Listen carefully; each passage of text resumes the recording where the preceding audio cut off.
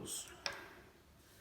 Now the first thing we can notice is that the text wheels might be non-fiction, because instead of having an illustration on the front, we have a photograph of a wheel. So the first learning intention when we get a new reader is to look at the concepts of print. So remember, we're looking at the title, the front cover, the back cover. We're discussing the author and the illustrator, and we're practicing our directionality of left to right and return sweep. Okay? So looking at the title, we can see that the book is called Wheels. Okay? So this gives us a clue that perhaps the book is going to be about wheels. Secondly, we can look at the illustrations, and in fact we can see a picture of a wheel. So we've looked at the front cover. We can open it out and have a look at the back cover as well. And here we can see a man on a scooter, and he has two wheels on his scooter.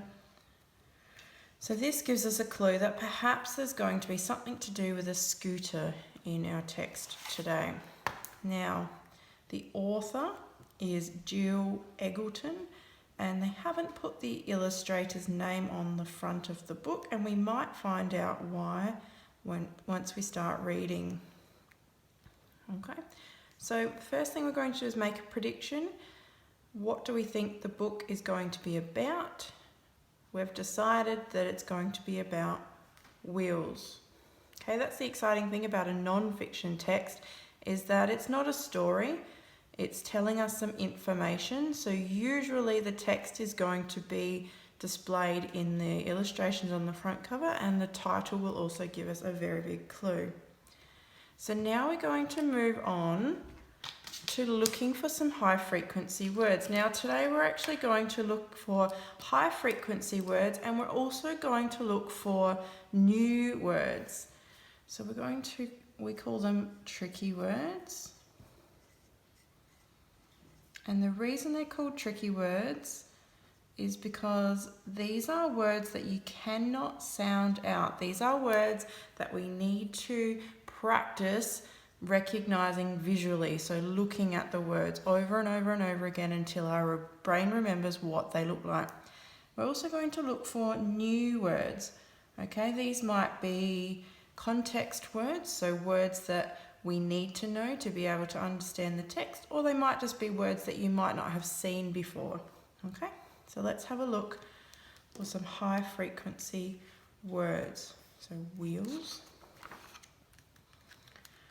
Okay, so straight away I can see that this is a wheel. So we can actually decode all of these words, but we are going to write this word wheel on our new words list, because this word is going to show up in our text quite a bit. Okay, there it is again, wheel. Now I'm going to put the word a on my tricky words list, because that tricks us sometimes. Sometimes we look at it and we think of the sound ah, but we need to know that when we're reading a text and it's by itself, we need to say the word a. Here we have another word that we might not have seen before, and this is scooter. I'm going to put the word scooter on my new words list. There's that word wheel again. Oh, and there it is again. And again. So you can see there's a pattern. Once we recognize the word wheel, we're actually going to be able to find it on every page. Found it again. I might add this word here, bike. Now you might have a bike at home. Bike, wheel. See the pattern? Okay, so now we're actually going to have a go at blending. Now that we know that there actually aren't any tricky words in this text, we know that most of the words we should be able to sound out. So let's have a go at blending and decoding. Wheels. Wheels. Now remember, as we read, we need to point to each written word because each spoken word needs to match each written word. So the is, this is a will. Now look at the word this. This is a bit tricky because it does have a digraph that we're not very familiar with. So we have the is, this. Now this word is important because we're going to see it quite a bit. This is a will. Reread. This is a will. Now remember, we reread to make sense of the words. The is, this will is on a scooter.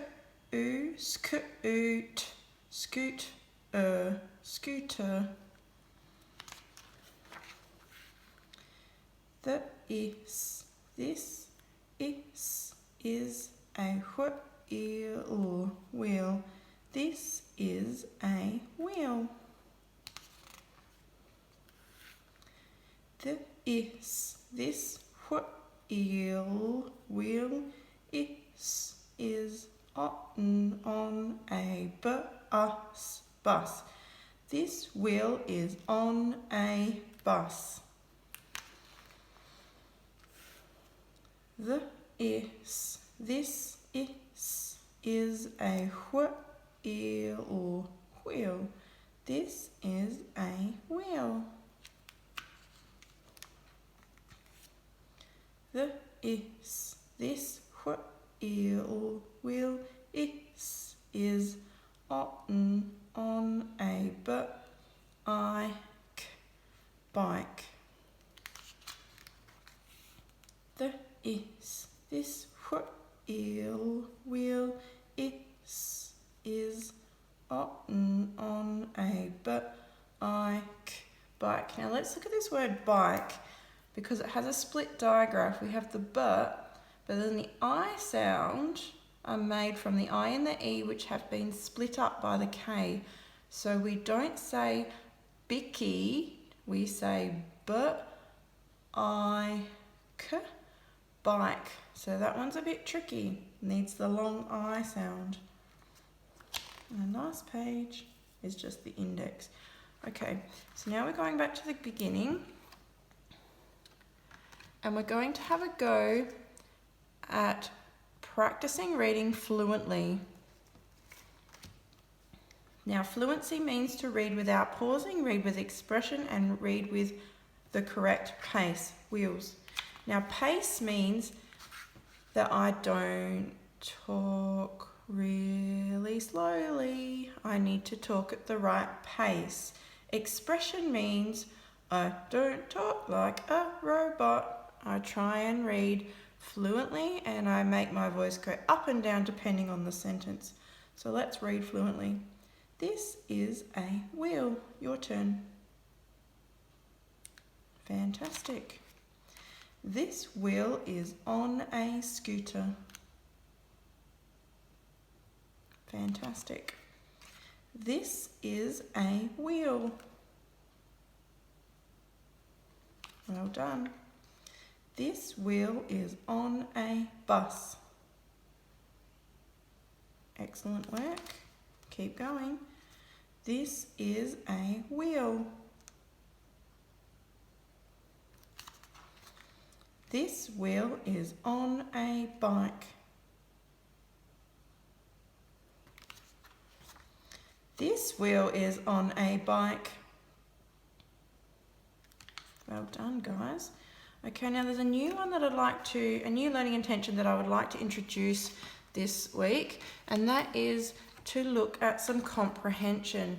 Now, comprehension means that we ask questions and we find information from the text. So that might mean visual clues or it might mean questioning. Okay, so when we open up to our first page, we can ask questions. For example, where would I find a wheel like this? Where does this wheel belong? Why is this wheel round? Have you seen a wheel like this before? Okay. Where have you seen a train? Have you ridden a scooter? Ooh, what's the difference between an electric scooter and a manual scooter? Okay, so we're asking questions along the way. We're looking at the pictures and we're asking ourselves, why has the author chosen these pictures to go with her text? Okay, why is this picture blurry? Where is the boy going? How fast do you think he can go? Have you tried riding a scooter like this before? Okay.